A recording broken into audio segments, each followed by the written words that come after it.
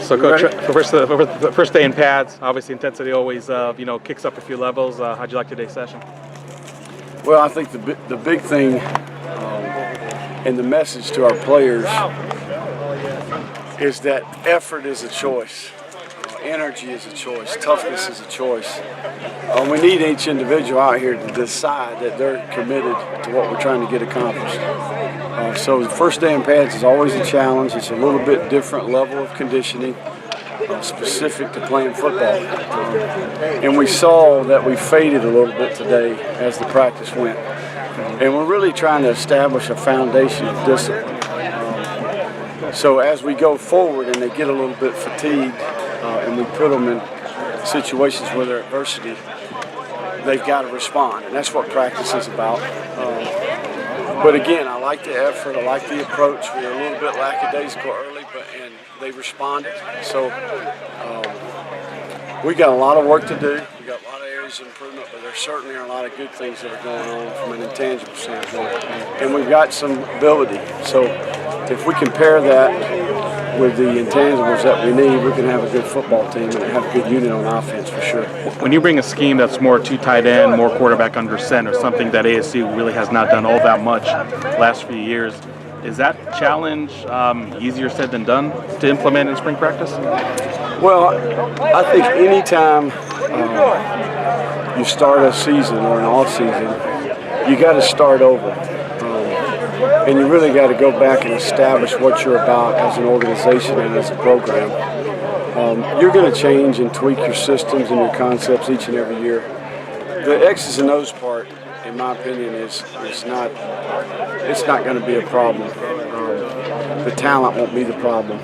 I think we've got a great coaching staff. I think we've got great leadership under Coach Graham. The key to the drill is going to be the intangibles, the focus, the effort, the unity, the togetherness, and the leadership that we get from the player standpoint.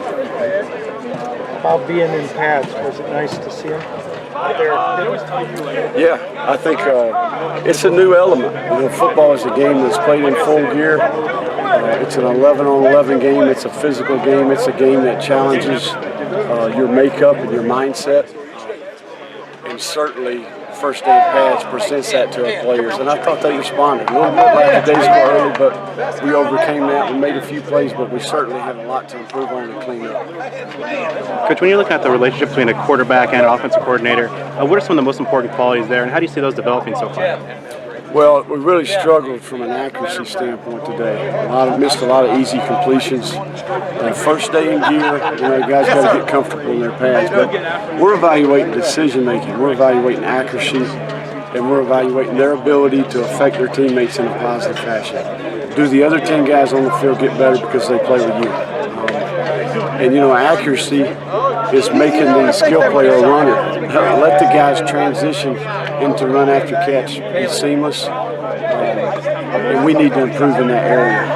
There's a lot of procedures and a lot of mechanisms in our system where the quarterback has to own it. He's got to really take control, take the bull by the horns, and run the operation. We need to improve in that area.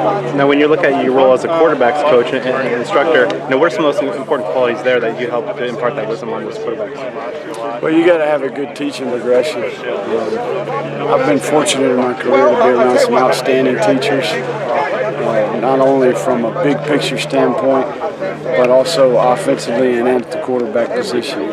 So I think more than anything, you got to have a big picture plan. You got to have a year-round plan for those guys, and you got to begin with the ending in mind.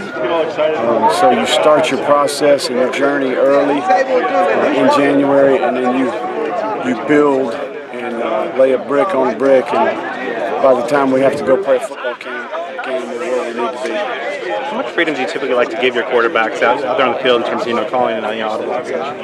Well, I don't think freedom is the right word. I think executing the system and operating within the concept and within the system. We're going to define the parameters and the expectation for the players. Okay, and it's their job to respond and play and operate under those parameters and those expectations. And if we can get that done, we've got a chance to have a good football team.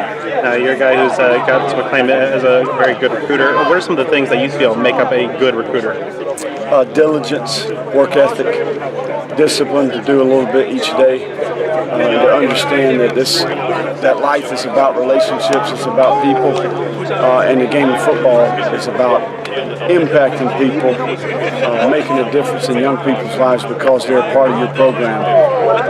And if you're up front and you're real and you're honest from the very beginning of that recruiting process, I think people see that.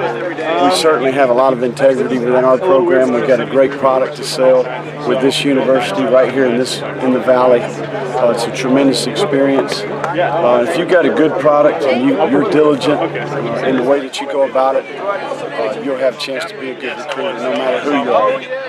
Now you have a couple guys that are dinged up, of course, a little bit and limited, but overall you have a very long depth chart at the quarterback position. How do you go about trying to manage that and getting proper time to evaluate all the candidates? Well, we're fortunate in how we practice and get a lot of repetitions. We spread those repetitions evenly amongst the players. We evaluate the film, and then every so often we'll reevaluate where we're at, adjust the reps. I've been fortunate to be a part of that process a couple of different times in my career. We're using the same blueprint we used in the past. Do you feel that the system lends itself more to maybe a more traditional pocket guy, or maybe kind of more of a dual threat, or is it kind of adapting, trying to put the strengths of the quarterback into the system? Yeah, we're going to have a very big menu of concepts within our system, and we're going to adapt to the players. And certainly it starts with the quarterback. What are his strengths? What does he do well? And then it's his job to distribute the ball to the playmakers on our football team, and we've got plenty of choices when it comes to that. Now, kind of fill in the blank, the guy who ultimately wins this quarterback competition will be the guy who does what? Makes great decisions, makes the team better, affects the teammate. The big message here is that you play quarterback. You are the gold standard for the entire organization. You represent everything that the organization and the program is about.